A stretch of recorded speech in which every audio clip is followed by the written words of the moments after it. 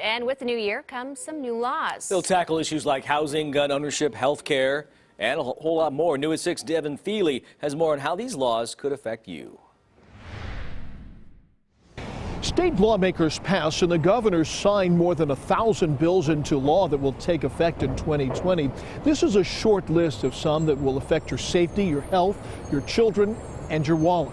California expanded its so-called red flag law, now enabling teachers, employers, and fellow employees to ask a judge to remove guns from someone they fear is a risk to themselves or to others. There's just too many guns out there, and there's not enough control, especially in the case of elderly people or someone that may be mentally ill.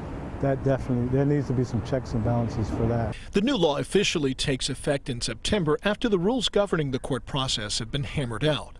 Lawmakers also passed a sweeping data privacy bill allowing California consumers to opt out of information sharing and giving them the right to tell big tech companies like Facebook, Google, Instagram, Twitter, and others to delete their personal data.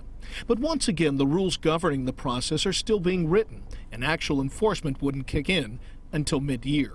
The reality is they did the law without explaining to the companies how to actually make it happen. So the actual rules of what the companies have to do are being drafted now. Californians will be required to have health insurance in 2020, a so-called individual mandate. It was a federal requirement along with the Affordable Care Act, but that was nixed by Congress.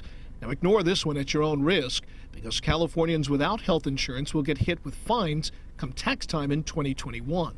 State lawmakers passed an education reform bill that prevents schools from suspending students for disruptive or willfully defiant behavior in class. We would rather have them learn from their mistakes, stay on campus, continue their education, instead of just sending them home. And finally, number 5. Amid the state's affordable housing crisis, lawmakers passed a rent control bill that caps the amount landlords can raise your rent to 5% plus inflation a year.